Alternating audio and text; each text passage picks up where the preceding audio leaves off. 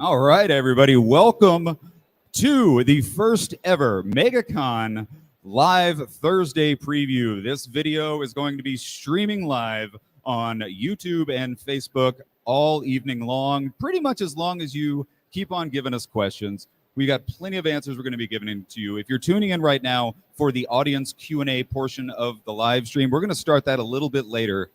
In the stream, you know the staff here at MEGACON are working feverishly. They are all over this massive show floor right now. So they're working their way to the creator stage right now. But to kick things off, we thought we would start this live stream with a very, very special guest. You know him as the funnest cartoonist to ever grace this wonderful planet of ours. We're going to go live right now to the creator stage, where Mr. Joe Woes is going to be doing some very fun cartoon sketching. He's going to be answering live questions, taking your virtual commissions. So please take advantage of that chat right below, regardless of where you're watching this stream. So right now, without further ado, we're going to go live to the creator stage for Mr. Joe Woes. Joe. Hello, everybody. Oh boy, is it great to be here at MEGACON.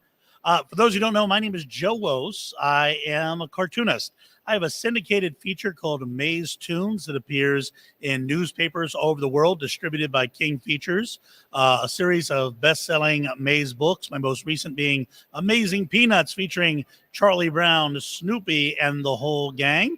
I am also the host, now Emmy award-winning host of Cartoon Academy on PBS. And it is such a delight to be here at MEGACON. I visit so many conventions every year. You know what? I should actually show you, because there's one other thing I'm known for, and it's a popular character that I have been the artist for the past 13 years. Can we draw something? We're going to see if you can guess who the character is. I'm just going to start drawing, and let's see if you know who it is. All right, here we go. So this character's been around for, oh my goodness, he's been around for over 60 years. I've been drawing him for the past 13. And what I do basically is I do a lot of the approvals on the commercials he appears in. And I just actually did a mural featuring him and all his pals for the new headquarters. See if anybody guesses who this is.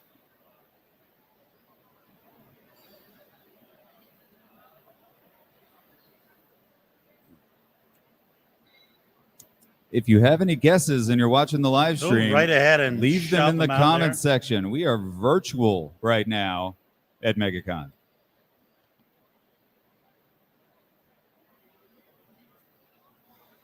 And there he is. That's my pal Charlie. I have been drawing Charlie, as I said, for the past 13 years. So that's Charlie the Tuna, one of the characters you get to work on. And it's really cool because I have people who will show up here at MEGACON and fan expos, and they'll show up with cans of tuna for me to sketch on. So I think I have probably one of the strangest things that people request. I get a lot of requests to sketch on cans of tuna, and of course the Funko Pops too of Charlie, which are really, really popular. Among the other things I do a lot of different things when I'm at Fan Expo. Probably the most popular for adults is I am the host of Drink and Draw. And if you've never attended a Drink and Draw, you have to come. It is sort of like a drawing game show where everybody is a contestant.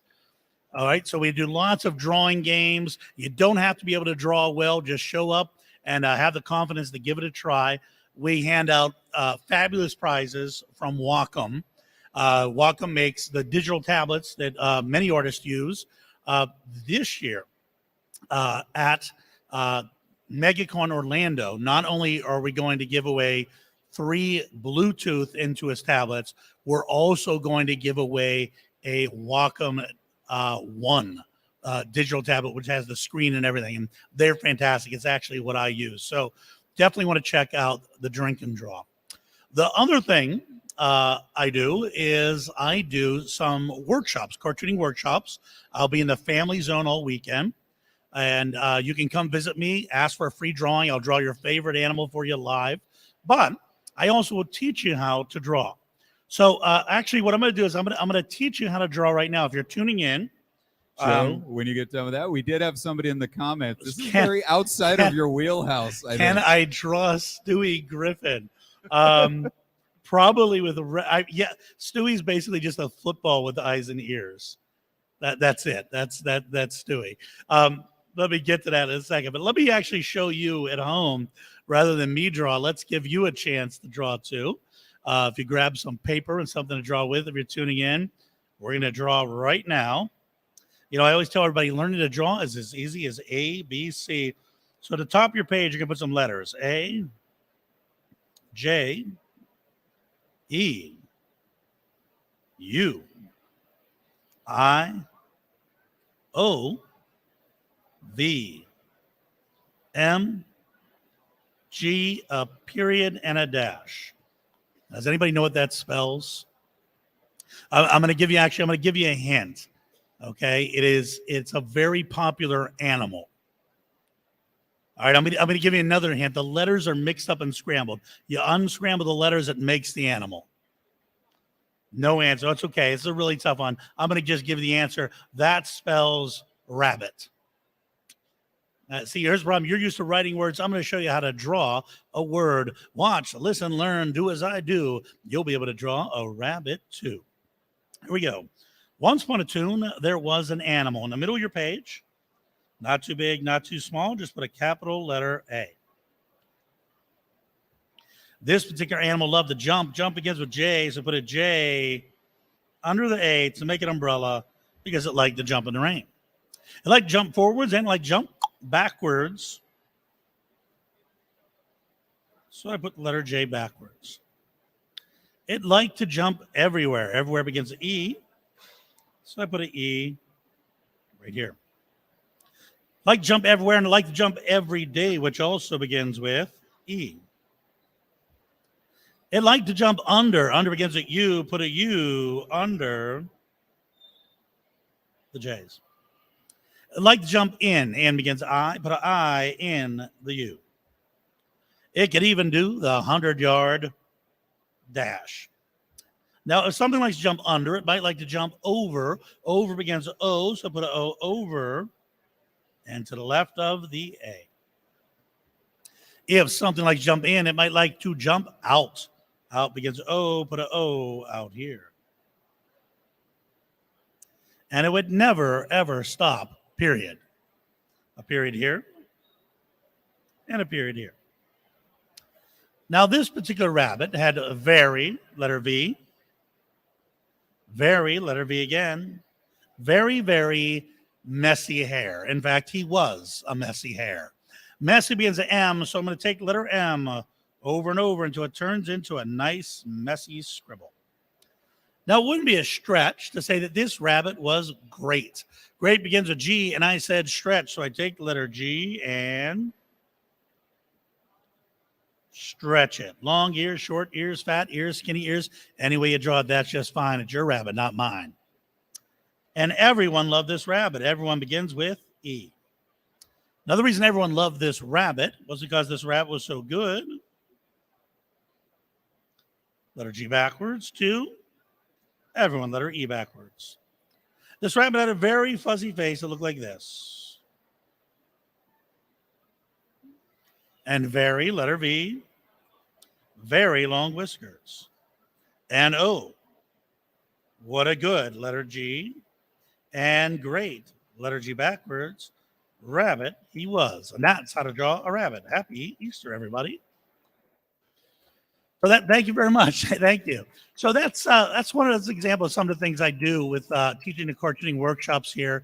You can also see more live here at MEGACON, but also you can check out my TV show on PBS in the PBS app and also at cartoonacademy.org.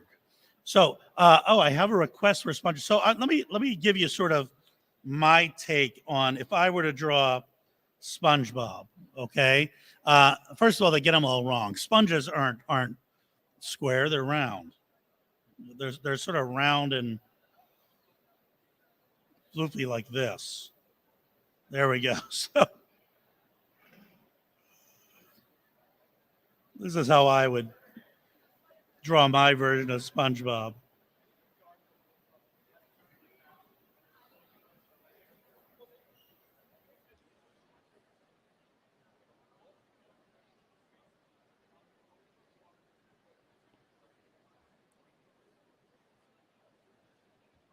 But you still got to give him the square pants, of course.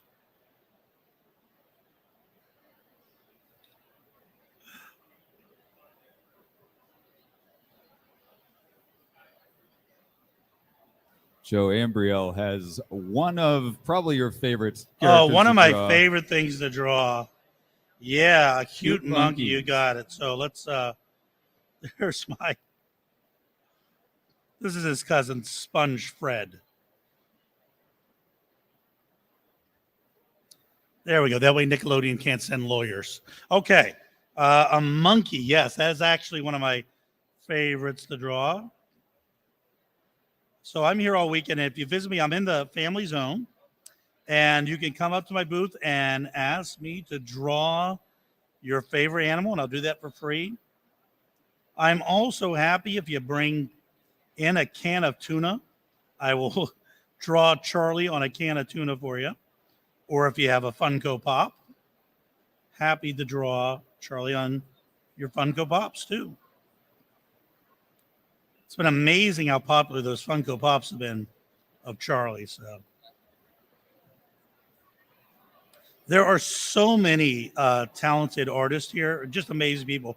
One of my absolute favorite artists in the world is here, Bill Morrison.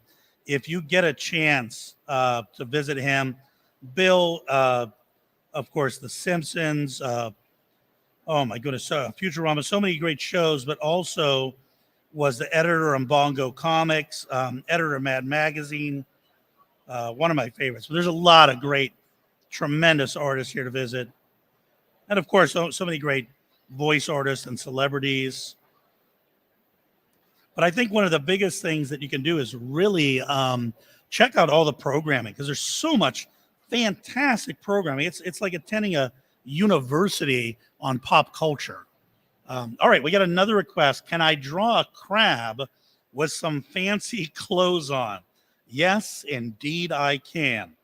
All right, so there was our monkey. Next up, a crab with some fancy clothes on.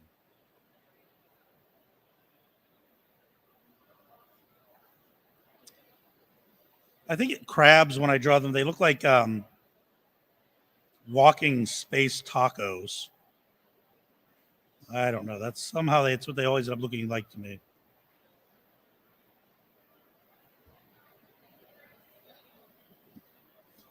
Fancy clothes. We'll give him a little top hat over on this one eye.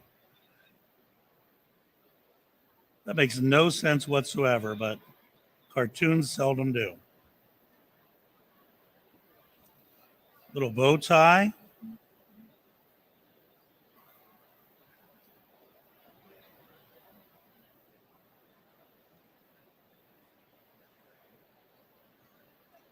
Crab with fancy clothes.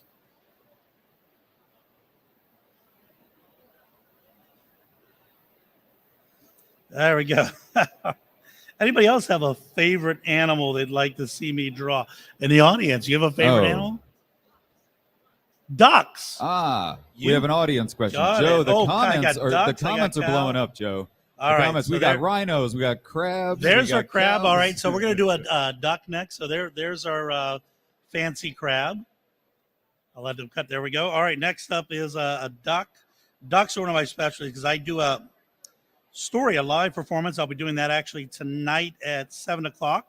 I do a story about a duck that wants to be a rooster. And that story is called Dawn on the Farm.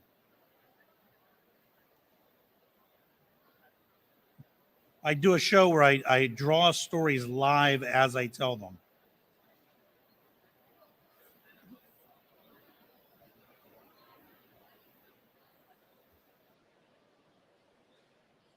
There we go, a duck. And then what do we have? Cow? We've got a whole barnyard here. Okay. There is duck for you. There you go. And then cow. Cow. Here we go. Cow. So people ask, what are the most popular requests? Because I was at a show up in Canada a couple weeks ago, and I did 800 drawings that weekend of people coming up requesting their favorite animals. And it may surprise you to know what the most popular animals are. So cat and dog, obviously top of the list. Take a guess what the third most popular request is. Fox is a good answer. The third most popular request is sloth. And then right now, axolotl. Axolotl is really popular right now. For a while, a couple years ago, it was narwhal. Right now, it's axolotl. So I have to know how to draw so many different kinds of animals because I never know what kids are going to request. My favorite request, I had a kid once come up, little girl, dressed as a princess, and she came up and asked me if I could draw a pink fairy armadillo. And so I drew this really cool armadillo wearing a tutu and a crown and with a magic wand. And she took one look and she said, "No, that's not a pink fairy armadillo." And I said, "Is it a real thing?" And she said, "Yes." And I looked it up, and sure enough, it's a real thing. Look it up right now, pink fairy armadillo. It is, yeah, someone's nodding their head. It's the most awesome creature. Were you the little girl who asked me to draw it years ago? You're the only other person on the planet who knows what a pink fairy armadillo is.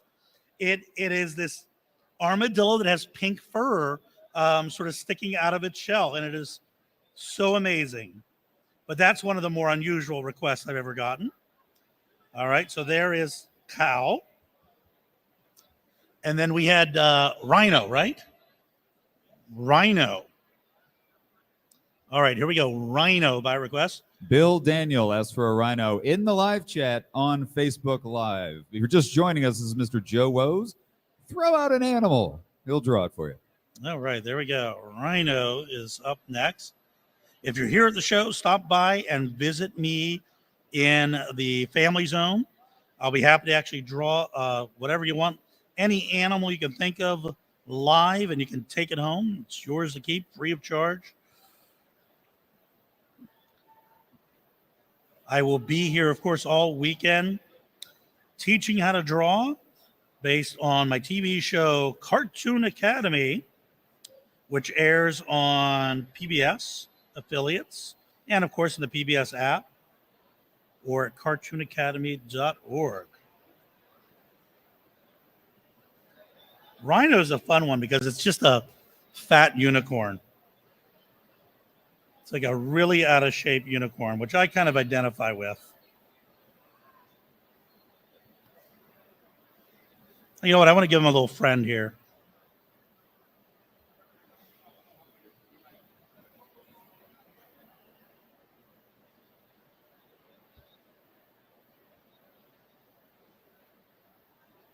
There we go. Give him a little bird friend there. All right. Thank you for that request, Bill. That was a rhino for Joe, Bill. do you think you have time for one more, sir? We got so many in the live chat. If we didn't get to your animal for Mr. Joe Woes, please come find Joe at MEGACON this weekend. Joe, where can everybody find you if they wanted to find Mr. Joe Woes? You can find me. I am in the family zone. They've also got, oh my goodness, they've got actual animals there. There's a sloth actually there. There's a monkey. There's an alligator.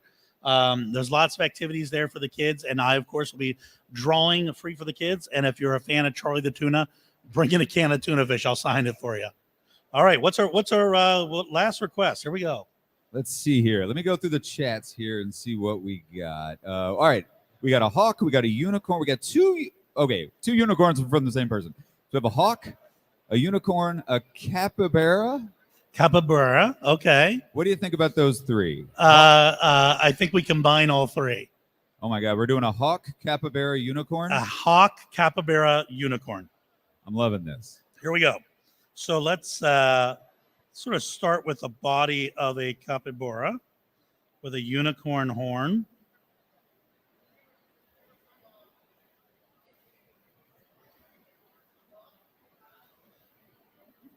Maybe a hawk beak.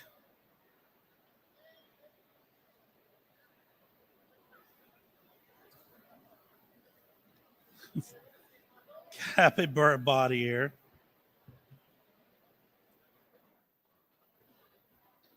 Oh, I think I give it some hawk wings too. Anybody know what we would call this? Because I really have no idea. Let's give it a unicorn's tail.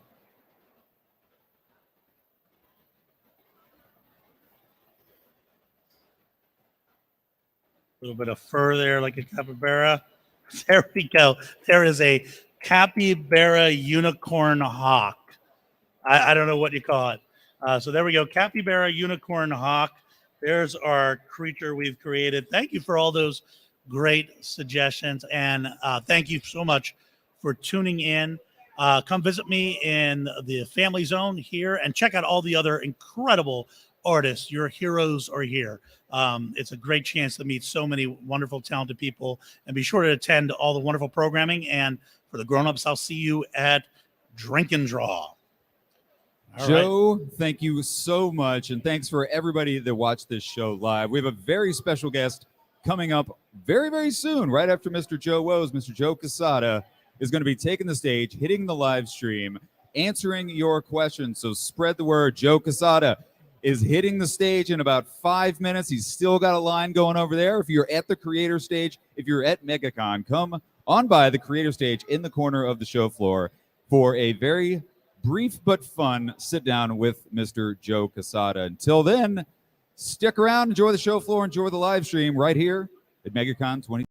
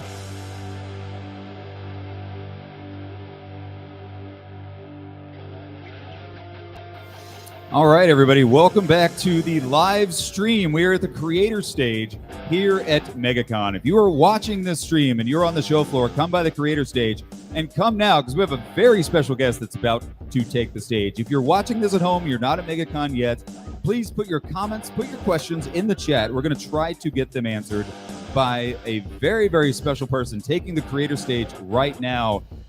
Join me in welcoming Mr. Joe Quesada. Woo!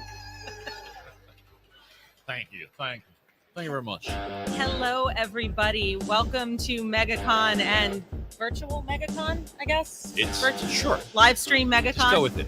I'm Constance. I'm one of the comics coordinators, and I can't believe I get to sit up here next to Joe Quesada. Okay. Who is amazing and a legend, and we're so thrilled to have him here. We get Joe here for all 4 days of the show. His booth is over on JQ1, which is right by the sign that says Creator Stage. I have my own aisle. He does. You have your own aisle, your own island. Yeah. Actually, yeah. I can see it from here. He's also doing 2 panels, aside from this little drop-in here that we've got going on. Friday at 2:30 and Sunday at 2, both in room S320C. And the first one is what it's learning how to fail to succeed in comics. Yes, ma'am. Yes, absolutely. Yeah, it's basically it's a Q&A open to anybody who's thinking about working in comics or is working in comics and is looking for a little guidance on exactly what to expect. And what you expect is a lot of failure, but there's a way to fail properly. There really is a way to fail properly that leads you to hopefully the success you're looking for. Sounds like a good time. That's the short pitch, And then your panel on Sunday is Joe Quesada's Marvelous Journey, all about your life before, during, and after Marvel. Yeah, I worked at this small place called Marvel. Little startup. Small indie publisher. Little startup. I was there for about 24 years, 22 as an employee. I was there through the Chapter 11 era, the era where we became profitable, and then we were scooped up by, again, another small startup called Disney, and all that sort of stuff. And then now I'm not there. I left in May, and life continues. So it's been a lot of fun. I feel like that panel is going to have some great stories. Maybe some stories you've never heard before. Maybe some you have. But it's what I love about doing panels is it's less the presentation. When I did panels at Marvel, there was a little bit of presentation, but it's really the Q&A. The Q&A is the stuff that really makes me happy. So I just love answering people's questions about anything in comics or outside of comics, fashion advice, hair care. I mean that Mickey shirt is Mickey shirt. I'm rocking man. Mickey shirt. It's from the wrong state though. So I messed up, but I wasn't gonna say anything. It's the first thing that was in my closet. It was clean. Speaking of Q&As, guys, if you have some questions, go ahead and toss them in the chat. Ooh. We have the technology to see them, or so I'm told. Anyway, That's what I hear. They're supposed to pop up here if we get any. yes. So, how long has it been since you've been at a MegaCon? Last time I was at MegaCon, it was long before Fan Expo took over, and it has to be at least 15 years, maybe probably longer than that. But It's bigger now. Yeah. That's what she said. I don't know. I had to go there. I'm sorry. It was low hanging fruit. You had to. So. That was the setup was just it's fine. It was the first thing my I fault. thought of, and I just like the shit. Okay, That was my fault. Yeah. So, Yes, all right. It's definitely grown a little. Oh, God. all right. This is a kids Moving program, on. isn't it? We also have a Q&A mic right out here in the audience. If you're standing here and you'd like to ask Mr. Joe Quesada a question, step right on over to that mic. That's right. Donna, you know all the questions. So also over at Joe's table or island, as it were, he's doing signatures. Signatures, the autograph remarks. Tickets, yep. The autograph tickets are for sale there. They're $30 for a raw signature. And I don't know if you know this because it's not like they advertise it for the show, but we're taking the world's best selfie. The world's best selfie. That's what they wrote down.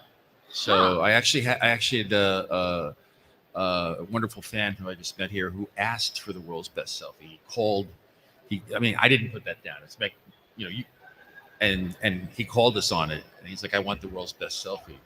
I'm like, "Well, you realize that's subjective, right?" So we took our shirts off and we took a selfie. We did not take our shirts off. I have a feeling I'm going to be hearing about this later. But yes, that's actually part of the Joe Quesada experience, which is $99. That's a tribute band. It's they're actually at was it Disney Springs? I think they're performing tonight. The Joe Quesada experience. It's a cover band out by the fountain. It's a cover band. Yeah, they're playing my favorite tunes, and there's this whole sort of video experience of me. Just like Joe, we do have an audience have a question here in the chat. What's your favorite Marvel movie? My favorite Marvel movie, and it just because it struck a chord with me, was the very first Captain America movie. We've had some amazing movies, but that one, to me, at the time it came out, the way they nailed the whole Captain America experience as a character, and to me, it reminded me of the first Christopher Reeve Superman movie. So it'll always hold that spot in my heart. Thank you for that question. A deep feeling to see something so true to the character. Was that Spencer who asked that? It looked like it was Spencer. Oh, now Norma. We were very impressed with the Star Wars area. We spent a lot of time there and many pictures taken. Great job to the team who put that together. It's you. That's you. You guys. I have nothing to do with the Star Wars thing. Well, outside of enjoy Star Wars. I will pass that up the chain to the team that put that together. I have not been to the Star Wars area, so now thank you, Norma, because now you have incited me to go and visit and spend money. I mean, it's no Joe Quesada experience, but it's something. Well, listen, I've yet to see the band perform, so we don't know. Let's hold judgment until we see. So they could suck for all we know. So go ahead and pop those questions in the chat or hop up to the mic in the back there if you guys have a question. Included in the Joe Quesada experience, by the way, is more than just the world's best selfie. There's also a print that is included. And I have I don't know if this is how this is going to. Let's see. Where am I going? Yeah. Where? Watch right there. There we go. Yep, I got it. There we go. I got it. Yeah. It's a Superman print. It's a Superman print. It's beautiful. This is just one of the choices that come with the experience. And then there's also guaranteed seating at the Sunday panel. So that great Q&A, that great stories, guaranteed seating with the panel, and you can get the Joe Quesada experience for $99 or verified if you want the signatures verified for $139. And that experience does come with 4 autographs. This is a really good deal. You know what? You guys make those deals, and it sounds like a good deal, but I guess it is. It's a really good deal. There's also a bargain at half the price. Is that what you're saying? I said no. It's a really good deal. All right, and we get to hang out. I get to meet the folks. That's actually the most fun part for me. So now there's I should be paying the fans for that. To be honest. This is recorded, man. Didn't say I would. I said I should. There's also a rare sketch opportunity, and this is where you start to get a little like $1,000 over this. A little bit. I think there's only one left. One spot left. Is it the super rare that there's one spot left? The waist up sketches. The waist up. Yeah. I think there's one left. There's one. I could be wrong. It could be taken, but if you're interested in that, they're 5,000. We have operators behind the curtain waiting for your calls. Operators are standing by. Yep. One sketch left. All right. Hi, Joe Quesada experience. Can I help you? They have to sing it, though. They can't. They have to. By the way, they have to contractually answer that way. Yeah. Joe Quesada experience. So, and they're selling tickets for the band at Disney Springs. But yes, so there's an opportunity for I believe it's waist up Yeah, it sounds weird though, doesn't it? Like waist up, because it's not like we're selling like waist down version, right? Which would just well, be. I think it's because in context, the head and torso is the $1,000 one, so it's just a bit wider of a. Yeah, and in certain states, the waist down can get you arrested. I think we had a question out there. So, do you have a question back there, sir? I do. Thanks for being here, Joe. Under your stewardship of Marvel, they had that storyline in Amazing Spider-Man, or all the Spider-Man titles, the One More Day, the infamous One More Day. Mm-hmm. And that was one of those situations where you run into that brick wall of there's this long-standing legacy, continuity, they're married. I want to change that. This is a key example, but it happens a lot. And I would like to know your thoughts on how to balance maintaining continuity, but yet keeping it fresh for basically what is an ongoing soap opera that never ends, Yep. Yeah, I mean, look, the thing with One More Day, it's the decision that we made, right? That Peter Parker, as a married character, actually really there were many reasons. But first of all, let me preface by saying that I'm not the first editor-in-chief that wanted to do this, right? I mean, from my days as a freelancer going up to Marvel, it was something that was bemoaned quite a lot in terms, because it limited stories. It wasn't Peter Parker. I can go on and on and on about this, right? I know Spider-Man fans asked this back in the day when we were doing it. I answered literally almost every person's post about this and answered every email. So it's the next generation of people that don't quite understand why it happened. But what we didn't want to do was tell a story that then wiped out hundreds of issues of Spider-Man, right? So we told a story that we felt could keep the continuity. And the only thing that changed was that Peter and MJ were not married. So they lived together. All these things happened. And by the way, they could still date, be together, break up. But it was problematic from a storytelling standpoint, from a consumer product standpoint. Every incarnation of Spider-Man, animated, movies, anywhere, was an unmarried young Peter Parker. The only place he was married and older was in the comics. And our job is to present a comic for the next generation of readers. When I met Peter Parker, by the way, this goes on and on, right? To like rumors of myself, like I wanted Peter separated because I'm divorced. I'm not divorced. I am not. None of this stuff was true. So, but the motives weren't selfish. The motives were for the preservation of this character and for the next 8-year-old boy or girl that picks up a Spider-Man comic and wants to relate to them on a peer basis, which is really what Spider-Man was designed to do. The other thing to note is that Peter Parker was married as a stunt. It wasn't over years of story development. He wasn't even dating Mary Jane, like a couple of months before they actually did it. And the way this, I'll tell you, if we have a second, I'll tell you, you may or may not know this story. So this emerged, the origin of the wedding emerged out of Stan Lee was doing the daily strips for the newspapers. And the syndicate, the newspaper syndicate, had given them notice that the strip wasn't doing well and it was going to be canceled unless they could do something to spike it. So Stan said, I know how to spike it. I'm going to marry off Spider-Man. So in the strip, I think they were dating in the strip.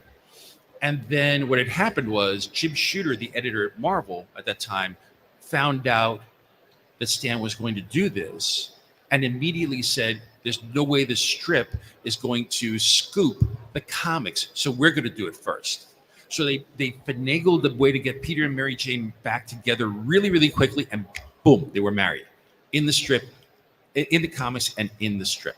That's how it happened, right? It didn't come out of like some loving moment where it was just a rush to the altar to get them married as a stunt.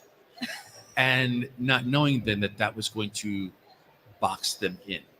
And again, there's a lot of reasons why we did this. Ultimately, I think it made for better stories, Spider-Man stories. When I hear people say, why can't Peter Parker just age? Well, oh, you mean age with you and you, right? And have kids and grandkids and then maybe die?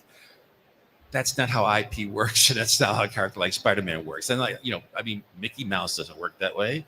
Bart Simpson doesn't work. You know, these are characters that are meant to be handed off from one generation to the next, right? So my goal as editor-in-chief was to make sure that in my tenure, the characters would be as healthy as they were when I got them, and hopefully healthier if I could do my job right. So that was the goal, you know, and that's really what happened. And it opened up writers to doing more stories about Peter Parker, not because marriage is bad, not because kids are bad, but because of the design of the character as a youthful sort of kid in New York and going out there and trying to make his you know, trying to make his way through life. And yeah, he's had all sorts of weird experiences. He's owned a company and all this sort of stuff. But that stuff you could walk back really easily. The marriage thing was really, really tough because how do you do it? You open up a can of worms, my friends. So, you know, could we kill Mary Jane off? Sure. But you don't want to kill Mary Jane off. She's a great character. Also, you know, for a young reader, now Peter Parker is a widower, right? It just he feels that much older, right? Could we have gotten him divorced? Sure, they could have gotten divorced. So here you have Spider-Man, right, who's worshipped by little kids and parents, and now, oh, he's divorced? It's a whole other world, right? I mean, you can see how even you know, ethically, politically, this would be a nightmare for us. So we had to figure out a way to have a way that the separation happened in somewhat heroic terms. People keep saying, you know, why would he give up true love to save the life of the woman who raised him? I don't know. Maybe that's a tough decision. And if Peter said, let her die, I don't know. Anyway, I can go on and on about this. So, but thank you for asking it. I don't know which side of the coin do you stand on? Are you against them not being married? Like, you know, I mean, both are valid. I mean, being that I grew up in that era and I grew up with them, I didn't necessarily get married with them, but I guess I side on that a little bit more. But I also grow and appreciate, just like you're saying, these are essentially immortal characters. The show goes on, the story goes on. Next issue, next month. Well, nowadays it's next week, right? Everything's weekly now, seems. But no, I appreciate how when done right, you can make those kind of changes to take yourself from being boxed in and move on and put out some more good stuff. Yeah, I mean, it just posed a lot of. It didn't pose enough questions. There's a great line that comedian Chris Rock said it. Well, I'm paraphrasing, right? And this is clearly before he was divorced, where he said, you know, my life as a married man is much happier and stable, but my life as a single man is a much better story, you know. And it just, that's the thing, right? The stability is fantastic, but it also does not give you the great stories that you may want, you know. So thank you, though. Appreciate it. Yeah. Joe, I don't know if we have time for one more audience chat question. Yeah, I'm getting the cut it off from the aisle, the JQ1 aisle. We've got one more question that came through in the chat.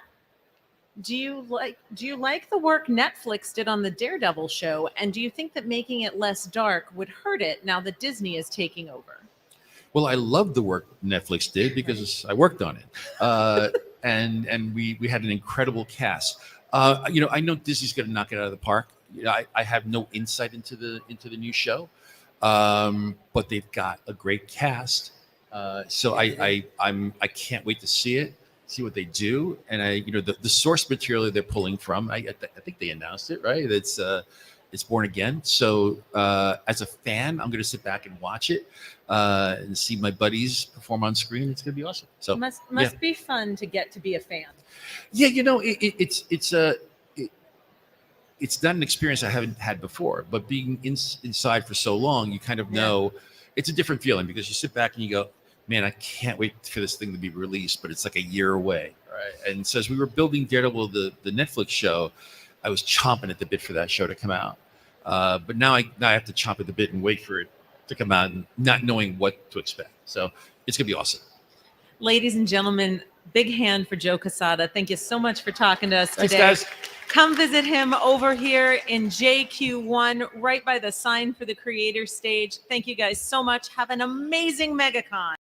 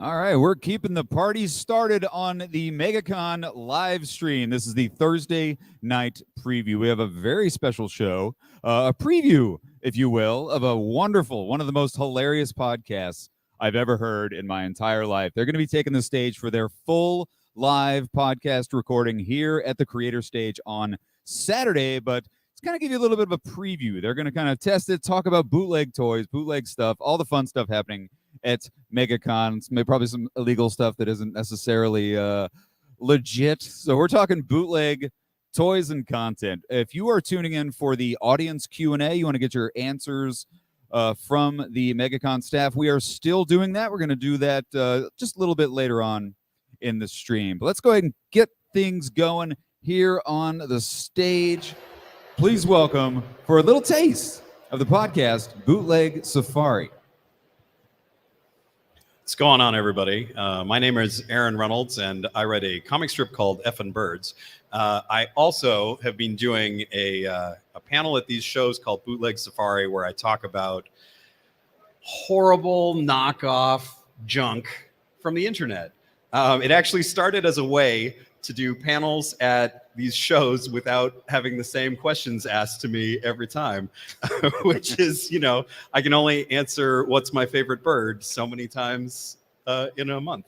And I had no idea how many shows you could produce from this material. Yeah, I had just no bootleg idea garbage. how much is out there. This is my pal Casey. Casey is a brilliant artist. Casey, what's some stuff that you've done? I've done a lot of variant covers. Since last June, I did a kind of a big project with Marvel that'll be launching sometime this spring. Are you allowed to talk about it yet? I can't say too much. I don't know. You know, you sign all those big contracts, and I don't want to get anyone in trouble, including myself. Yeah. You don't want to get kicked off before you're even started. But I've done a lot of variant covers, including this one recently, Darkwing Duck, Death Dealer variant. I really like that one. I like that one a lot. A couple coming up, like one from Heavy Metal, one from Whatnot, who's now publishing comics. Yeah, quite a few. Awesome. Quite a few covers lately, yeah. You're having a moment. You're having a moment right now. Yeah, it's been surreal. A lot of traveling and, you know, a lot of these weird, where you get up on stage and with weird people and do things. Yeah. Well, so what's funny about this is I met Casey at I don't know, Winnipeg Comic-Con. In Friends of Friends. Yeah, exactly. Mm-hmm. And then we ran into each other again at Thought Bubble in England. Yeah. And we were like the two Canadians there. I just popped over and said hi. And so like the thing about Canadians is that we always end up like finding each other and staying near each other. And so we're like side by side at tables at this show. So it's pretty good. Yeah, it's kind of great. Casey is not my guest for Bootleg Safari on Saturday. I actually have an awesome person who I've never met before. And I'm not awesome. You're awesome. So he has an I've awesome met you before. I have an awesome person I haven't met before named Mark, who's a great tattoo artist who I'm very excited to like. So here's the thing about Bootleg Safari. What we do is each person brings 3 things to surprise the other person with, and they have to be horrible knockoffs from the internet. And, you know, recently in Portland, my guest Kelly Gamont brought these little tiny baby Yoda heads that you screw on top of your toothpaste tube. And when you squeeze the toothpaste, it vomits out his mouth. It's so cute. It was so disgusting, so profoundly disgusting that I immediately went online to find out how you could order them. And I ordered 100 of them, and I'm going to throw them into the audience on Saturday's panel. Puking Yoda heads. I'm going to throw puking Yoda heads into the audience on Saturday. Casey, you've been there for a couple of the Bootleg Safari shows. What did we talk about that you liked? Put you on the spot for that. I mean, there was like the Japanese Spider-Man. There was, I mean, you have so many stories, and like, how to nail it down to one thing. Oh boy, I'm sorry. I put you on the spot with that one. That was a little bit on the spot. I did. I'm sorry. There's so many things. There was just those wacky toys. Yeah. Okay, so my pal Ben, the Hulk on the motorcycle. The Hulk on the motorcycle. Oh my God, yeah. That'd be a personal favorite. I think. Our friend Sam for the very first Bootleg Safari. By the way, you can go to bootlegsafari.com and watch all the previous panels that we've done at shows. The very first one, my guest was Sam Noir, and he brought a motorcycle that had the Hulk driving. No, Spider-Man's driving the motorcycle, and the Hulk is in the sidecar. Yeah. But Spider-Man is Hulk-sized, and the Hulk is Spider-Man sized. It was truly terrible. Was it Japanese? It was no, I don't know where it was No? from. He brought a bunch Oh. of stuff from Mexico for that one. Oh, So, that's yeah. right. He had these weird potato-shaped Avengers. I strongly recommend that you check that I out. can't keep it all straight. yeah, There's exactly. so many wacky things. I really enjoyed when I was in Alaska. My guest, Ben Penrod, brought a Spider-Man Homecoming machine gun, which was a big red and blue plastic AK-47, helpfully labeled AK-47 right on the side of it in case you didn't know what it was, but also branded Spider-Man Homecoming. And it had a bayonet on the end. And I was just like, is that because Tom Holland is going to like shoot at the Sinister Six, and then if he only gets 5 of them, the last one he's going to, knife them with a bayonet? Like, what is the idea of this? So, it was a little ridiculous. You might need that. Yeah. What about the Oh, Thomas look at the this. Tank Here he is. Engine? Oh, thank you, okay, Chuck. This was All right. yeah, this was a good moment I was there for. This too. is We not Garfield. This is famous fat orange cat. And he's he looks like he's had a hard life. And this is actually the whole origin of Bootleg Safari as a panel. I gave this as a Secret Santa gift. It wasn't really Secret Santa. It was Secret Satan. And we were all getting each other like the worst things. Oh, you were at that. Yeah, I was What- there. yeah, we what had did you get? We had weird. So I had Were you the gift one from who- Kelly. I had a pile of things. It was like the little bell, and she got me like actually nice stuff, but it was Yeah. strange. But was it you who gave Kevin all the Rob Liefeld comics? No, One of our friends gave one of our other friends a pile of Rob Liefeld comics, which was like the greatest, most terrible gift. no, I failed at Secret Satan. Oh, I okay, tried. that's fair. You're too thoughtful for Secret Satan. Yeah, I gave Yeah. Heather baby Grogu stuff, and Oh yeah. There you go. Oh, here he is. There's our there's Mr. Spider-Man Hulk. and Hulk.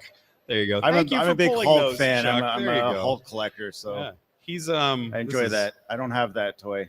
It's so and it also lights up. That was I really enjoyed that it lights up and it has rubber tires, and like Hulk, his expression is so weird and dead. And like Spider-Man's I like head is bizarre too. He's it's just everything about it's wrong. And I mean that's the whole point of that's why we do this because Quick, Hulk yeah to exactly. the motorcycle. To the motorcycle. It's like 60s Batman. Yeah. Oh man. So are you doing any sketch battles or anything this weekend? Or are you like I don't believe so. It's unusual. Normally, I'm always in a sketch battle. I mean, I haven't fully gone through the schedule, so it's possible. Sometimes I get called in last minute if someone drops out. So I'm always good for a sketch you're the battle. alternate. I'm an alternate. Look yeah. at us at the bottom I'm of the the bootleg. D list. We're the I'm the bootleg sketcher. oh, I'm the fill-in. there you go. There you go. No, I've done so many sketch battles, but this is fun. It's my first time in Orlando, like doing this show. Yeah, I haven't done this show before either. It's amazing. It's very large. You know what I like about it? Because we were both just at Toronto Comic Con. Yes. Which was packed, like it was shoulder to shoulder. Yeah. And this show has more people at it, but the space is way like there's breathing room here. So it's kind of like it's kind of nice. If you're afraid of crowds, don't panic about it because there's a good crowd here, but you can still move around. So I'm the enjoying washrooms that. are okay. There was a whole situation in Toronto with that. Won't get into it, but the food, like all the food here, is probably That's the also best, true. This is probably food the best setup lineup I've ever seen at a convention. Yeah, that's true. That's true. And the lineup, the celebrities and the guest artists and everything you have. yeah, here really is- terrific. Yeah, and like second to none, I think. So my table is right beside Jim Shooter, and like that's Jim Shooter is somebody who's super important to me as a person of a certain age. Like everything, all the Spider-Mans I read Yeah. as a kid and all that stuff. And it's like, is putting me beside Jim Shooter, is that like a sign of respect for me, or is it a sign of disrespect for Jim Shooter? yeah, and just like how many careers that guy made, and right. how Oh, I love that influential guy. he I was love it. with Marvel and Valiant and So all here's- the things. Here's a story. He's got a big print of the cover of the Spidey wedding issue that's up at his table, and like I actually paid for my own wedding by selling my copy of the wedding issue 20 something years ago. So back when the market was very high. Did you invite him to the wedding? No. After that? Oh, okay. I only met him today. Did not have a time machine. You're good at doing awkward things, though. Yeah. So, what else can I tell you about this panel that I'm doing on Saturday without spoiling anything that happens in the panel? No fun hints about what? Okay, so like, are you going to get a tattoo live or anything? I'm not going to get a tattoo live. Okay, I wouldn't am do that either. going to give away multiple items that were from previous episodes of the show. I've ordered a bunch of stuff. You order from Hong Kong and it takes like 60 days to get here, but it got here for this show, so I got a bunch of stuff to give away. You don't have another Thomas the Tank Engine? I do have another Thomas the Tank Engine, actually. You don't have a clip of that, do you, Chuck? Do you have the Thomas the Tank Engine over there? Transforming Thomas? Okay, well, I have to come Saturday to see it. It's pretty cool. But imagine this: imagine a Thomas the Tank Engine that, when you switch it on, slowly transforms into a giant robot that has guns. Because he's a murder robot. Yeah, he's a murder robot for kids. Yeah, murder robot train. Yeah, that's right. Yeah. Transforming Thomas. Yeah. Hopefully I can come watch that, though. Yeah, please do. Try. If not, it's going to be live streamed, so you can watch the replay. This show, I feel like barely being at my table. I want to go see everything and shop. That's always I've already Have you spent more money than you like? Oh yeah. Yeah, I hate and love that. I'm not profiting this weekend. I'm making sure of it. That's good. Spread it around. Yeah. You got that, you got that big project money. You're good. You can doing spend okay. It on art. It's been really, I have to thank my agent Annabelle Kirby for that. Kirby's Comic Art, made a really good home for me and really boosted everything. Rock and roll. Love those guys. And come see Simone DeMeo. He's hanging out this weekend, and he's got a panel tomorrow at 5. Yeah, with DC Comics, and he's got a big announcement there. So that's worth seeing. Yeah, but in the meantime, shout out to him. In the meantime, he's slumming over with us in the. Yeah, he did the 20-hour trip from Italy to get here. Yeah. That's awesome. Lovely human, and his career's just skyrocketing right now. So he too is having a moment. He's having a very good moment now. That's great. Yeah. I'm very happy for my friends and teammates. What else should we talk about while we're up here? Yeah. What's our? Oh, I mean, it's snowing back home. I mean, I'm loving the Orlando weather. Let's talk weather for an hour. Here we go. Here's a question. What comics are y'all reading right now? Have you read recently anything that's upcoming that you're excited? Okay. So I had not read Superman's pal Jimmy Olsen. Okay. And I knew that I would enjoy that comic. I knew that I would enjoy everything about Superman's pal Jimmy Olsen because I like weird, I like humor, I like fast-paced. And so Fan Expo Portland, Steve Lieber was there, so I got to buy a copy that he drew a little Jimmy Olsen head in for me, and it is the funniest thing I have read in forever. It is literally like watching a sitcom like The Office, except about superheroes and Jimmy Olsen. And it's like, I don't want to spoil any of the good jokes, because it's so funny. But if you want to see something where Jimmy Olsen has to fake his own death and hide out in Gotham City, and then what's the weird thing with the cats? Well, there's a cat that vomits blood.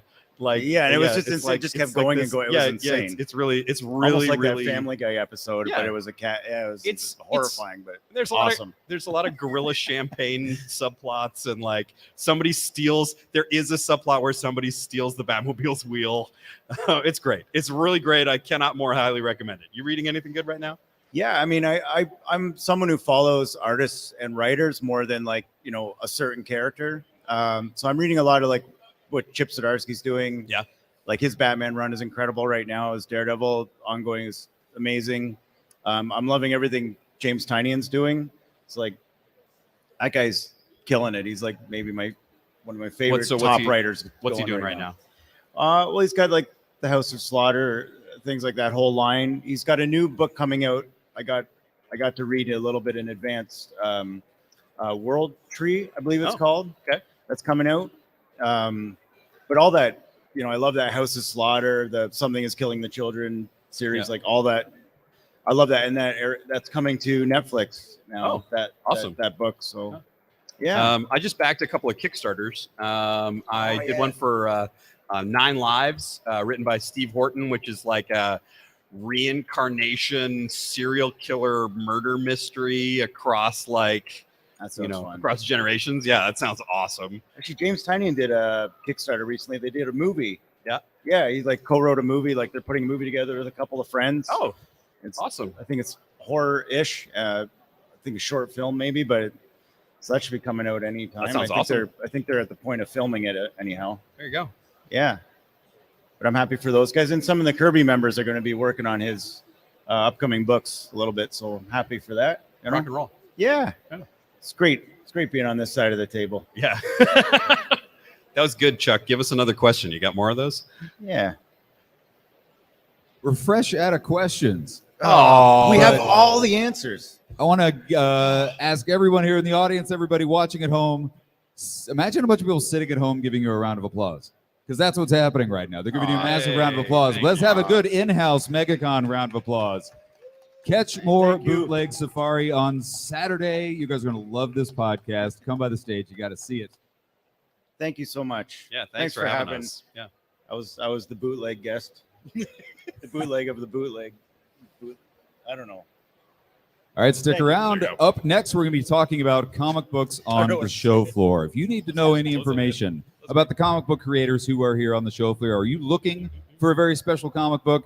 The people hitting the stage right after this are going to answer all of your questions. So get them in the chat. These folks know everything about comics, so stick around. We've got some very special people about to take the stage. Until then, enjoy the live stream, enjoy the show floor here at MegaCon, and we'll be back very shortly.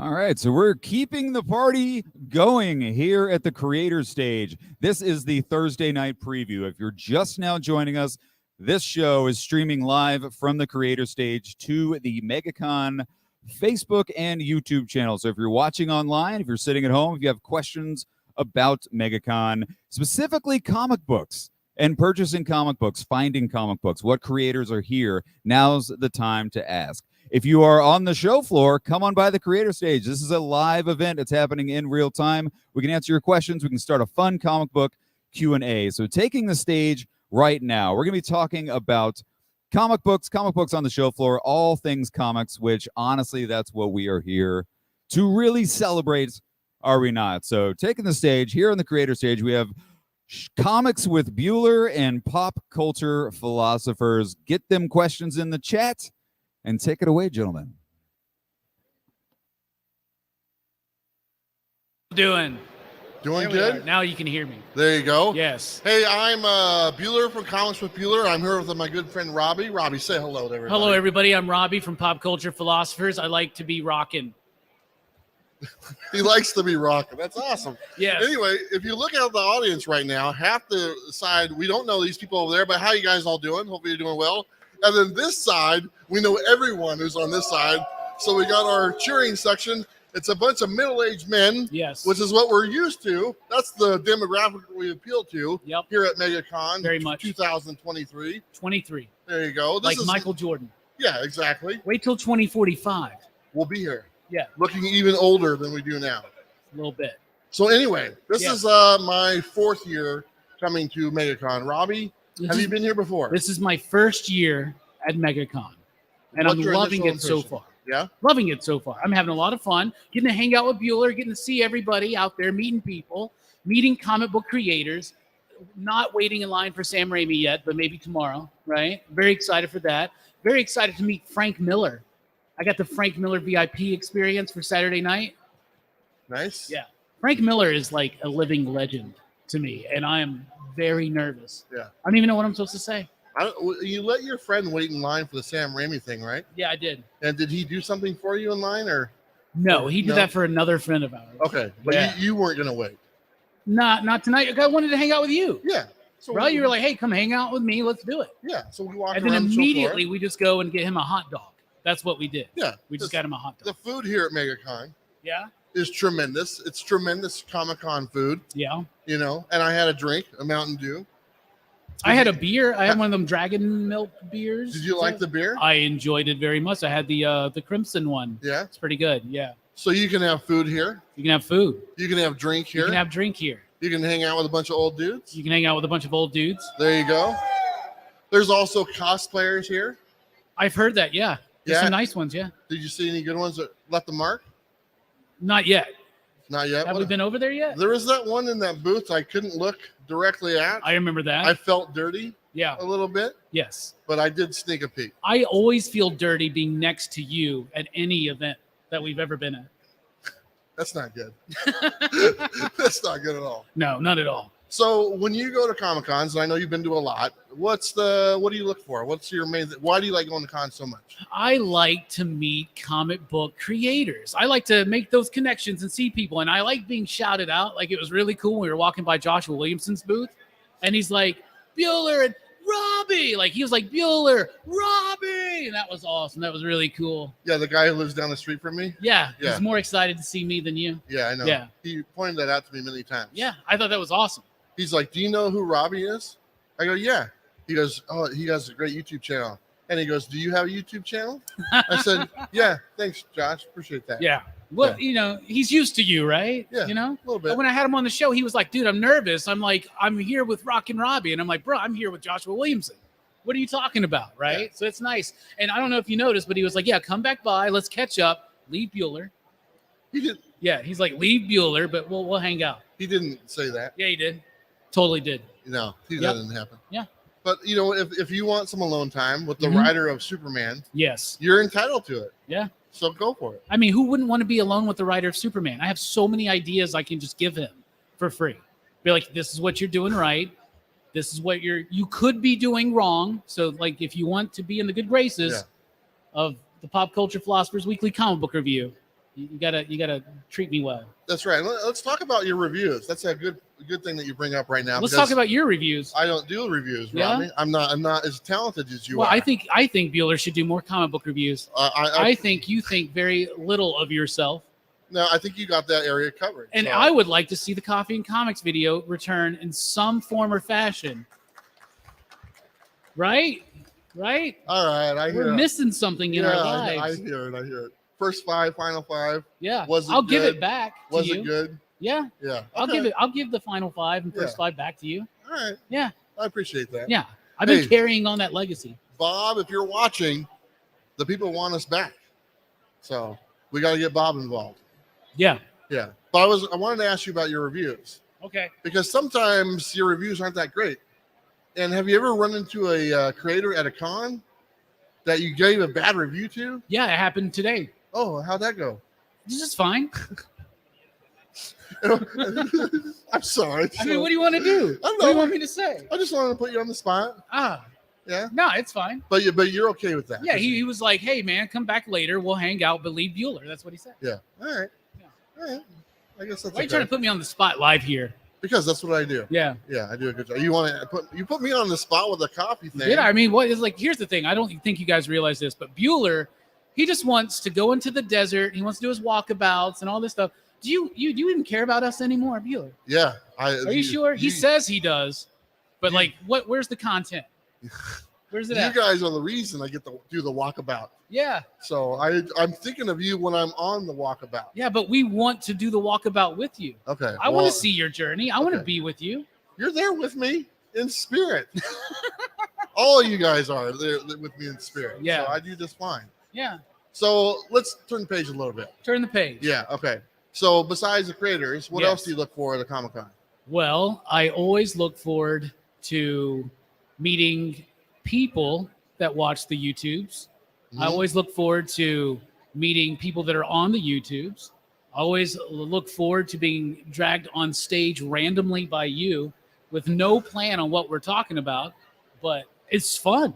I have a lot of fun. I look forward to the food. I look forward to partying at night. I look forward to karaoke. Yep. Karaoke. I mean, we're going to get you. You were going to do it. This dude did karaoke, killed it. Bob Dylan. Awesome. I appreciate that. I tried my best. Yeah. It was your birthday. I had to do something. Yes. And So- Bueller told me a story. He said he's got this new philosophy where he won't say no. He'll say yes to any new experience. Yeah. So this is your chance, y'all. This is your weekend to get Bueller in some interesting Yeah. You situations. didn't have to share that live, Yeah. but that's okay. I do. I say yes to pretty much as long as it won't hurt me Yeah. physically. Yeah. I'll do it. Yeah. You And have a- so far, it's turned out pretty Hey, good. Bueller, you got a very interesting comment here in the chats I want you to address. Yeah. Okay. So it says it sounds like there's a bunch of goobers in the crowd by this guy White Whale Comics who thinks very highly of himself.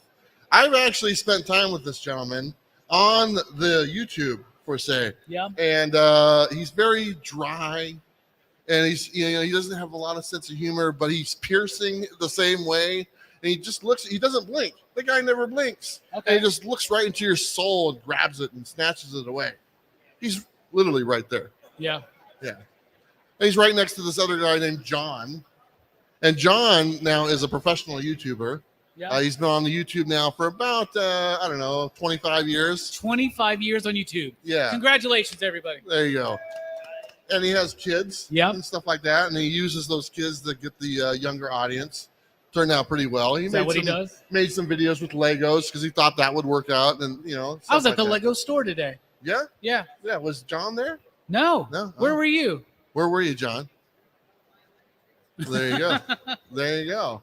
He's tried all sorts of different things. Some work, some don't, He made a video where he made his children act like they were getting picked up by me on the bus. And it was a little off and stuff like that. It was like some guy trying to bribe them with comics to get on the bus. That's a little off topic. We might want to bring that back around. Yeah. But it was a lot of fun. Okay. But yeah, we got a whole bunch of goobers out in the Yeah. audience here, but they're good guys. I know most of them. I got my domino buddy right there. We dominate in dominoes. Really? Yeah. You slammed the table That's down. right. Yeah. We got Jeff over there. We got a whole bunch of everybody in here. Where's your buddies at? My buddies are. I abandoned them as soon as I came in because we got to go into a different door. Yeah. We didn't have to wait in a line. So Yeah. I just abandoned my buddies, and they're all like, "Oh, you guys are the big YouTubers. You get to, But here's the thing: if you look on MegaCon site, they don't list me and you with the YouTubers. It's crazy. They need to. That's a missed opportunity. Yeah, I'm telling you. I've informed them. And but here we are. on stage, where are the people that are supposed to be on the stage? Chuck, where are those people at? You're them. That's it. That's all you get. Look where you are, my man. This is what you get. So Yeah. But MegaCon's awesome. I love this. Is my favorite con. I go to all the cons. I go to all the bigger ones, and this has always been my favorite over the last few years. There's so many great people who come to Florida or who live in Florida, and really the Comic-Con experience is hanging out with your friends, and other people who have the same hobby as you do. And to be totally serious about this, it's one of the best times of my life when I get to do this stuff with my friends and other like-minded people. It's awesome. And if you get a chance to go to a Comic-Con, whether it be MegaCon or a different con, take that chance. Do it. There's so many great things to do. There's so many great creators that we get to see. Legends that are been around the industry for years, like Jim Shooter, and new people who are just now writing their first books. There's such a variety, especially at a bigger con. Not to mention all the lovely cosplay people, men and women, taking care of business and stuff like that. Yeah. All sorts of different things that you can get here. Comic books. There's coffee here. I'm wearing the shirt right here. Comics on Coffee. It's good coffee. But let's talk about them for a second because they are a local Florida company. Okay, they started here at MegaCon about 2 years ago, a little booth. They are now sponsors of MegaCon.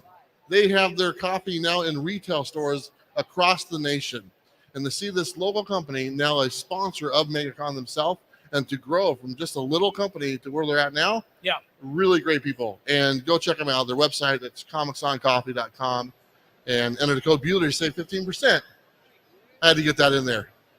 It's good coffee. If you enter code Robbie, you save 20%. That is not a thing. Just kidding. That is not a thing. But they're great. And they told me this year that they were going to be a sponsor. And they have a nice booth over on aisle 3009 is their booth number. So if you're here at MegaCon, go check them out. They're giving away free coffee, and you can also buy some of their coffee as well. There's some other great booths here that I'm friends with. There's Bird City Comics. They got a booth set up here. Our buddy Doyle from Doyle Comic Art, he's got a booth set up here. You can go buy his original artwork and stuff like that. He's got a couple con exclusives. Let's see, who else did we talk to? The Dream Master guy. Jonathan Hendrick, he's here as well. Yep. He's a really good guy. Great He's a local Florida guy. And you can go get Dream Master. He's also got copies of the Recount available also. Man, there's so many. I'm losing thought. But there's a lot of great comic book vendors as well. Yeah. And that's one thing I've noticed when I've gone to different cons. Sometimes there's a lack of vendors. And that can be pretty frustrating because when you're going to a Comic-Con, MegaCon does not have that problem. There is so many comic book vendors and so many good quality comic book vendors here. You're going to find what you're looking for. And that's another reason why I like this con so much. Yeah.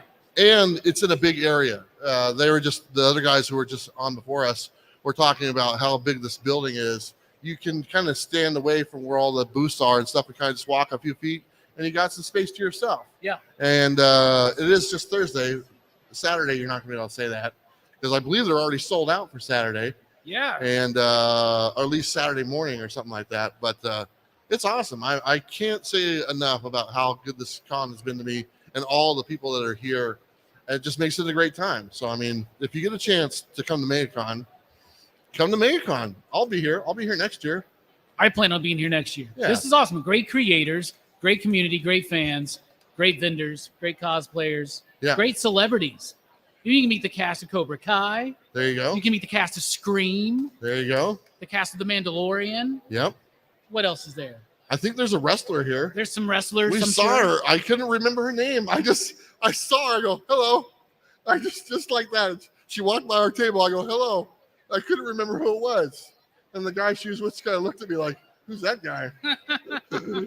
I couldn't remember. I think it was Mercedes Monet or something like that. She's Okay. She used to be wrestler, Sasha Banks, yes, from WWE, and she's no longer with them, so she doesn't go by that name. But I couldn't remember Wasn't her. she on the? Is that the one that was on the Mandalorian? Yeah, she's on the Mandalorian. She's the one that walked by us. That's the I one. didn't even notice. Yeah, you should. Hi, Mandalorian.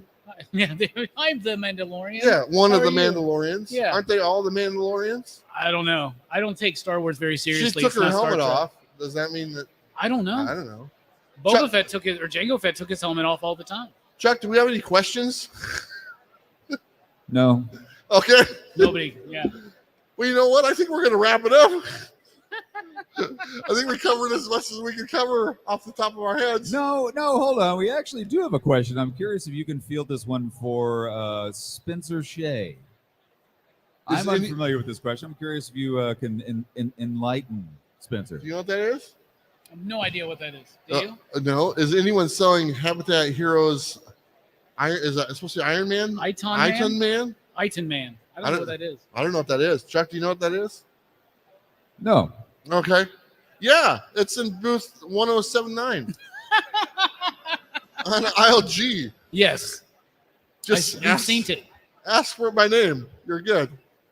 So, anyway, I think that's about it. Is there anything else you want to add, Robbie? I just want to say thank you to everybody that's here. Yeah. Have a great MegaCon experience. That's right. Have a mega ton of fun at MegaCon. There you go. And I really just wanted Robbie up here to share the stage with this gentleman. I'm a big fan of his. If you haven't checked out his YouTube channel, it's called Pop Culture Philosophers. Robbie does the best reviews for comic books in the game by far. Award-winning. Award-winning, that's right, by the comic community. Yes. But yes, it's honestly puts out a weekly video. It covers all the new books, or a majority of the new books that come out every week. Yeah. And he reviews them all, and he does reviews to the simple fact he doesn't spoil the book. And it takes a real talent to be able to review a book without spoiling it. And Robbie's able to do that on 20, 30 books a week and does a great job. So if you're not watching that video, it comes out Tuesday nights, is normally the case. Yeah. And it's a must watch. I watch it every week to find out what I want to pick up that next day on Wednesday. So Well, you're far too kind, Bueller. And everybody go sub up to Comics with Bueller, because he has a show where he'll show you the comics that I'll be talking about the following week. Man, it's like synergy right there. Yeah, it is. There you go. Station. There you go. Bueller, I'm curious. So coming up, thank you so much for sharing the stage with us today. I'm curious. We actually have an actual exhibitor, an actual comic book creator who's going to be taking up the stage next. Bueller, will you stick around and chat with this individual? Okay. Sure. Awesome. I can do that. Well, thank you so much. We got way more cool stuff happening at this live stream. The fan Q&A that you've all been waiting for. Get your answers to your tough questions from the MegaCon staff. That's going to happen at about 7:45, so stick around for that. But we got a lot of great content on the live stream before then. So until then, stick around, enjoy the show floor, enjoy the live stream. We'll see you here in just a minute.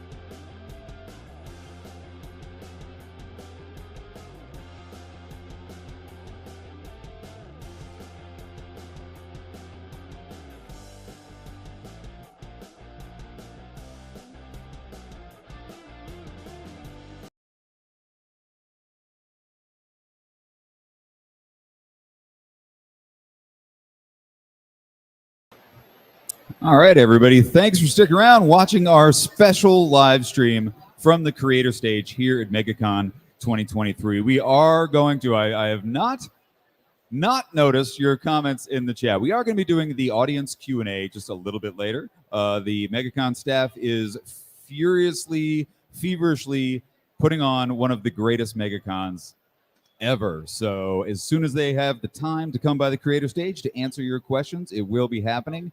I don't know, probably about 7:45 or so. So stick around for that. If you have any questions for the staff at MegaCon, go ahead, put it in the comments now. We'll make sure it gets answered live here on the stream. But before we get to that, we're going to kick it right back over to the creator stage with a very special comic book creator talking about his book Shadows, Adam Matthew Smith, and Comics with Bueller.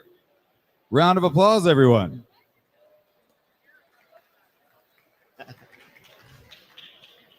Thank you very much, everyone. Thank you. My name is Bueller from Comics with Bueller. I'm here with Adam Matthew Smith, comic book creator, and we're going to highlight your work. So I'm just going to give it over to you and have you tell us about this work that you have right here. All right. So actually, tomorrow is the 1-year anniversary of me publishing my first graphic novel, Shadows. I don't know which camera to point this at, but there we go. But yeah, tomorrow's the 1-year anniversary for this. So this is a graphic novel I've worked on for a few years, but I actually created these characters and the story elements back when I was like 10 years old. So I am in my 40s now.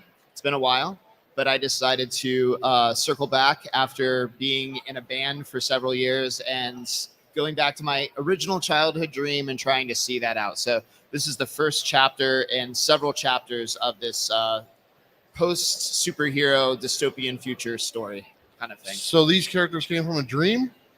They came from, well, several dreams, I guess. Okay. Yeah. What would you say was some of your influence? Obviously, you're talking about that you came up with these characters when you were 10 years old. Yeah. What was your influence at that point that kind of sparked you into want to do this? I had so many. I mean, I was very interested in Star Wars. I was very interested in X-Men. I was very interested in Spawn, in Batman, and so many different types of stories.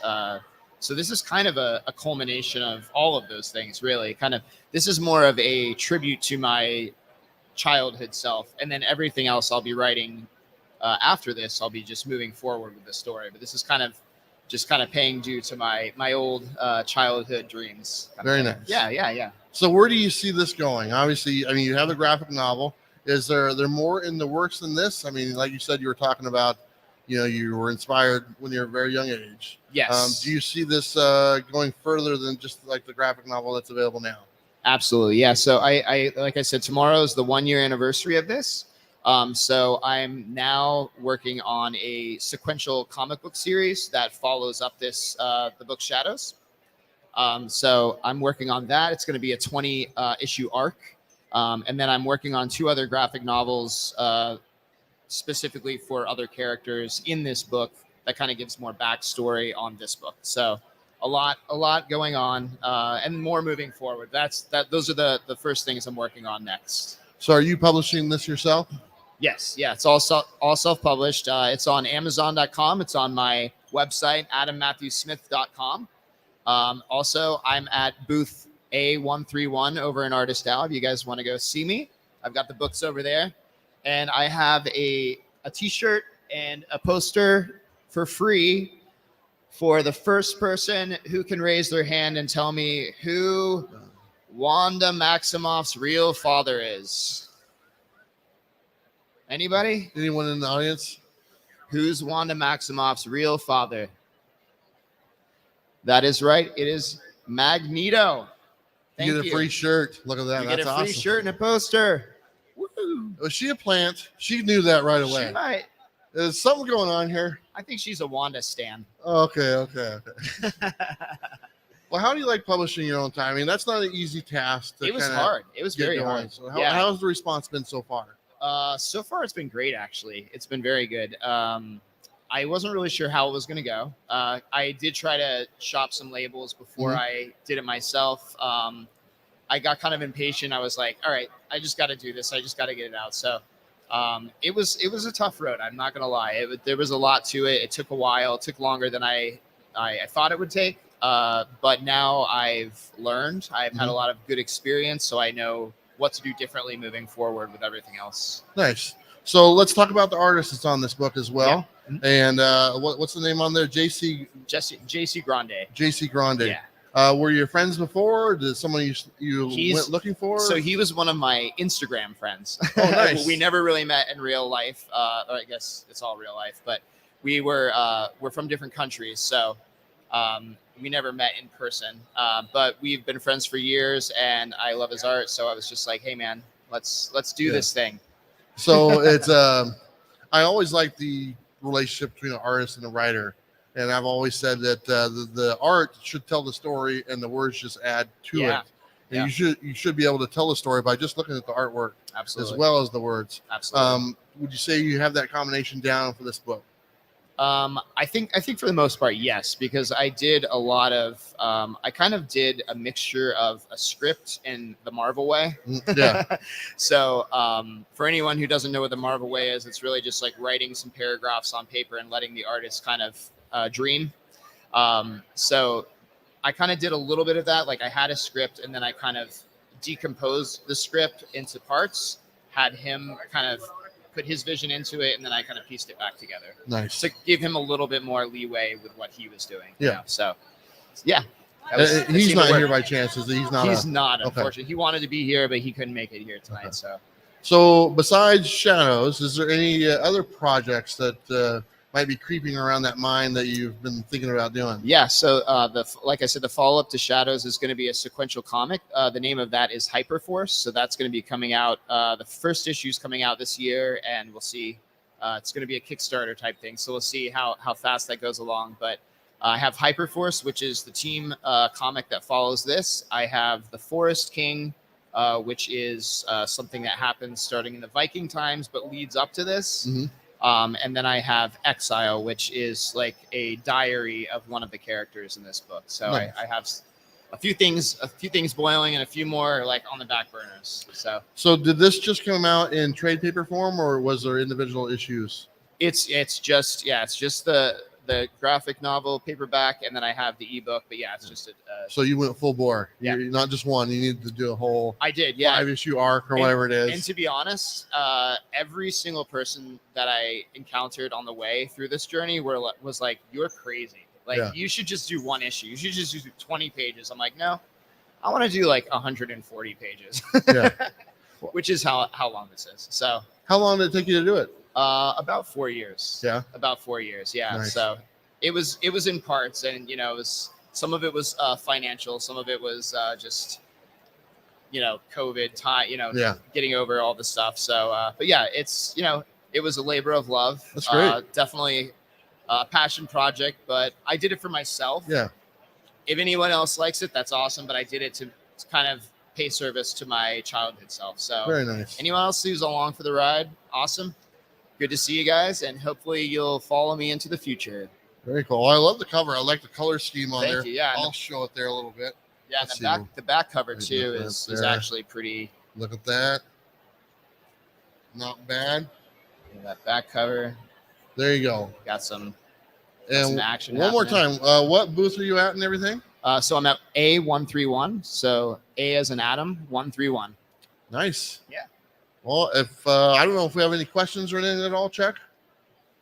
Any questions? No, thank you so much for the time. And I wanted to let everybody else know who's watching this live. We are fully intending to kick off the staff Q&A in about 15 minutes. So at 7:45, we're going to do the staff Q&A. If you have any questions for the staff at MEGACON about attending MEGACON, put them in the chat. We're going to try to get them answered as soon as they are available and take the stage. But Bueller, Adam, thanks so much for your time. Thank you so much. I appreciate it. That was a good one. I enjoyed that. Thank you, sir. Thank you. All right, stick around. We got more stuff on the live stream and actual live physical content right here at the creator stage. So see you in a little bit for staff Q&A.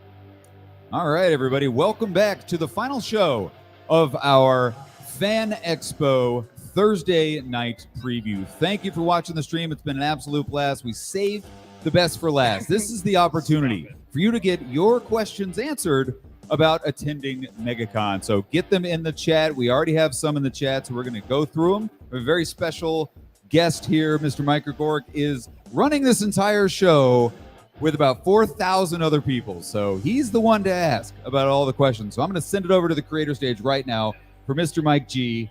Mike, take it away. We've got lots of questions we can do. How about a round of applause for Mr. Chuck Lindsay of the creator stage, everybody? Round of applause for this guy over Super here. excited. This is the first year where we have a podcaster and row and YouTuber guests, and we're very excited for everyone who has come out. There were a lot of questions online already about why this was delayed. Where is Mike, and why isn't he answering our questions? That just goes to show you how much goes into producing a Comic-Con event. We are here on night one of MegaCon 2023. It is, what hour are we in of this live stream, Chuck? This is, we've been going live for 2 hours and 14 minutes. 2 hours and 14 minutes. We've never done this before. Where's my camera? Oh, there it is. Is that my shot? You have as many cameras as you want to. As many cameras as I want. So we are taking live questions both from social media. I know we have some coming through already. Also, if you have questions in the audience just about the convention weekend, we do have a microphone there. So feel free to chime in and ask whatever you want. Ask us anything. Ask MegaCon anything. That is the name of this show right now. We have our first question. Spencer Shea. Hello. Me and my family are coming from Ohio, and we are wondering about the parking. I saw last year it was pretty bad. Was there an effort this year to improve that experience? Two things have been on everybody's mind. When is Hayden Christensen coming? And how are we going to park to see Hayden Christensen? And so we've heard your parking questions. We have done a ton to alleviate the situation. If you head to our website, MegaCon Orlando, fanexpohq.com/MegaCon Orlando, and go to the visit section, there is a whole parking tab that can answer all your parking needs. We have also now been officially recognized as the biggest event in all of Florida. So we have the Florida sheriffs that will be out managing traffic and directing people to the lots that are available. Many lots have already sold out. We did, and when I say we, I don't mean MegaCon specifically, but us and our partnership with the Orange County Convention Center have pre-sold lots. They went fast. We continue to open different lots around the area and provide shuttles for people from different hotels in the area. If a lot is sold out, that means it's sold out, and you shouldn't try to get there on specifically Saturday when those items are sold out. So again, all that information, you can head to fanexpo.hq.com/MegaCon Orlando, click over to the plan your visits, and then click on parking, and all of the information is there. But I do highly recommend planning parking now, buying lot space now. Even some of the neighboring hotels are participating in this. It is all paid parking, unfortunately, unless you want to kind of go somewhere far away. But there are shuttles running from all of those parking lots. All that information is on the site. So that is question number one about parking. Question number two, Ishmael Izaguirre asks, how much are autographs for David Hayter? So autograph prices, they work a little differently than some conventions.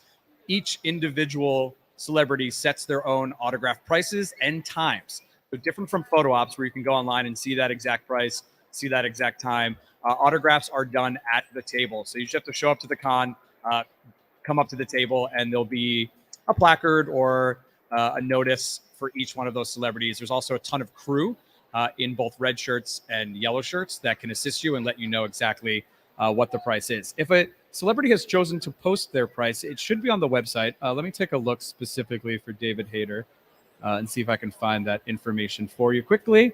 We are answering these questions live as they come through, so appreciate the patience if we just do some quick research on the website. Yeah, price is subject to change. So if a celebrity has a price posted, when you click on their bio, it will be listed there. You can also check under the ticket section. But if it's not, again, you just have to come to the con, approach their booth, and all of the pricing will be listed there. So that's the answer to that question. We've gotten a lot of questions about some of the after hours events. Yes. And how exactly do they attend the after hours events? How do they get tickets? That sort of thing. Yeah. We have some of the best after hours events in all of Condom. Did I just say in all of Condom live on the air? I think I just said that. We'll scratch that. Yeah, there's a lot of great after hours events going on. Our official parties kick off tonight. Let me bring up the page right now with Moshi Productions, our longtime party provider. We'll be hosting our kickoff event at Ice Bar. You don't have to go on the Ice Bar, but there is an Ice Bar there. It's at 3-9. Let me just bring up the information right now. Again, you can find out this information either in the app. We recommend you download the app and scroll through each day, or you can just head to the website, fanexpohq.com/MegaCon Orlando /after-hours, and all of the ticketing links are there. So tonight, official MegaCon 2023 kickoff party at Ice Bar Orlando. It is free until 9 p.m. So what time is it? I've lost track of time. You still have an hour or so to get to Ice Bar and enter the party for free. After 9 p.m., they do start to charge. But we've got DJs, dance parties, cosplayers, costume contests. Tonight's is just fun kickoff, superhero themed. Tomorrow night will be Star Wars themed. It's called the Imperial March. And then Saturday night is all things Universal classic monsters. You don't have to dress up. You can just come and enjoy all the professional cosplayers and dancers and DJs that are themed. But come on out if you like to dance. In addition to those parties and dance parties, we also have some things on site. Emily Swallow, who is the armorer from The Mandalorian, is singing karaoke tomorrow night, Friday, 6:30 to 8. You can pay to watch, pay to sing, or pay for a VIP experience with Emily. We'll also be doing a 20th anniversary screening of the best, worst movie of all time, The Room. If you've never seen it, I highly recommend it. Greg Sestero, who plays, oh, hi, Mark, will be here live showing an exclusive clip of Bob Odenkirk as Tommy Wiseau, which they shot for charity. So he'll be here signing autographs, taking selfies, doing photo ops, and it's interactive. If you know the interactive bits, we have spoons for you, we have footballs for you, and we have all the big chants and moments in the script. So that's tomorrow night as well, after Emily Swallow. And then we also have some anime events. If you're a huge anime fan, we'll be having some anime after-hours events in our anime lounge, hosted by Senpai Squad and Cosplay Deviants. So ton of events. Some of them are ticketed. Some of them are free. So just check out that information online, and we'll get to it. Gator Bites says, how do we check in when we arrive to MegaCon? Great question. If you've never been to the convention center before, there are two entrances. There is a north entrance and a south entrance. It will depend on what parking lot you're coming from, what shuttle from what hotel. If you're taking the shuttle from the hotel, so it'll drop you off at the north. If you are in one of the southern parking lots, you'll be approaching from the south. Once you get here, you're going to enter. There's giant signs. You can't miss them. About center on each building that say, enter here. The fun begins here at MegaCon. You'll take that escalator up, and then you'll be directed to the ticketing hall. Bring your QR codes. And in the ticketing hall, you'll line up and be presented with a badge, which you'll need to activate, and then you'll be able to enter the actual convention. And a tip for first-timers or even con-goers that are looking for something new, don't forget, we've got this giant, expansive exhibitor floor that has YouTubers, podcasters, artists, vendors. There's a stage in the back with performers. There's our community groups, our big cosplay community groups. That's just one part of the floor. We also have 40 rooms of programming going on either the north and south side. We have wrestling for the first time. So there's a big wrestling ring up on the third floor. We have our main theater panels where the celebs do their Q&As. We have cosplay panels, horror panels, comic panels with comic artists. So there's plenty going on off the exhibitor floor. So don't forget to check it all out. But yeah, if you have a question, we are streaming live. We've been streaming live all night. Thanks to my friend Chuck and our good friend Tainer, who's in charge of our YouTube page. If you have any question at all, keep them coming in. I'm trying to think if we have here we go. Gator Bite has a follow-up. If you already had your badge mailed to you, where will you go then? Good follow-up, Gator. So if you already have your badge, you can then come straight in past the ticketing hall, look for signs that say re-entry. So you're going to almost pretend as if you had already picked up your badge you don't need to wait in line for the ticketing hall. You're looking for signs that say badge reentry. They're on both the north and the south. You'll be able to skip the line for ticketing, show your badge, and then make your way into the con, depending on which way you're coming from and where you're going. So good follow-up, Gator. Some things happening tonight. We just had a K-pop dance party over in the Anime Lounge, and DJ Awesomeness Prime is currently spinning right now. So if you are, for some reason, at the con, also watching this stream, head over to the Anime Lounge right now. We have a huge dance party going on there, and then also on our HQ stage, which is on the exhibitor floor. Anthony Michael Hall also about to go on. Again, we have these celebrity Q&As happening all weekend. Don't miss out, but definitely line up early for them. We do clear general admission in between each panel to allow for new attendees that want to see specific celebrities. So you can't camp out unless you're a VIP. If you have a VIP badge, you can actually stay in your seat all day if you would like. But if you do have a general admission badge, make sure you line up early for the celeb Q&As that you want to see. Mike, we got a lot of questions in the chat earlier today about weapons policies, weapons checks, bringing cosplay weaponry, stuff like that. Can you talk a little bit to that point? For sure. So there is a weapons. We were talking a bit about the check-in process. There is a weapons check. You will also pass through and evolve those new metal detectors that are scanning for any metal devices. So please don't bring any actual firearms. And this has happened in the past, you have that brand new sword, samurai sword, that goes perfect with your Nezuko outfit. Or you've got, some other actual metal weapon. Those are not allowed in. But if you do have fabricated foam core style weapons or things that look like weapons, whether they're Metal Gear Solid guns or, again, lightsabers or swords, they will check those and put a little marker on there. Security will check those and just make sure that they're allowed to come into the convention hall. But if you do that historic style armor, you are not allowed to bring those weapons in. You can come in with your chainmail and your armor, but you're not allowed to bring in real, authentic swords. So I know it sounds a little silly, but it's happened before, so don't do it. Will Christina Ricci allow selfies at her booth? That is a question from Katerina Samados. Yeah, currently, let me double check before I misspeak. That is another question. Similar, if you've been listening, Katerina, we were talking a little bit about photo selfie prices or autograph prices at the booth. So that's something that we don't always list online, or the talent decides not to list online, that you'll have to find out in the moment at their booth from our booth staff. But let me just take a look and see if anything's listed there for Christina. Every celebrity is a little different. Some do autographs only. Some don't like to do selfies just because of the nature of the picture. They'd prefer to take a professional photo op.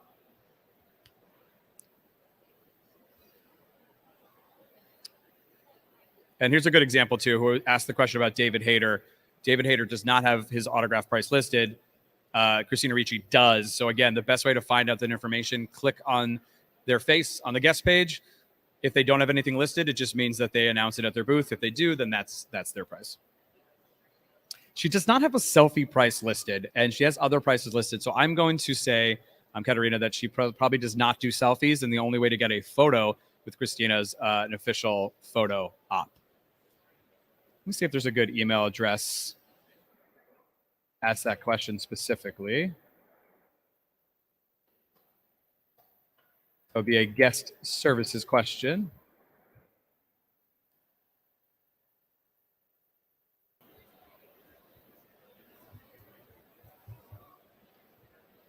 Yeah, I would go ahead and just email if you'd like to find out beforehand. Our info at email. That's the best way. It goes to our amazing customer service staff who are on site for specific questions like that. But again, generally speaking, if they don't list selfies as an option when they have other prices, that means that they're not doing them.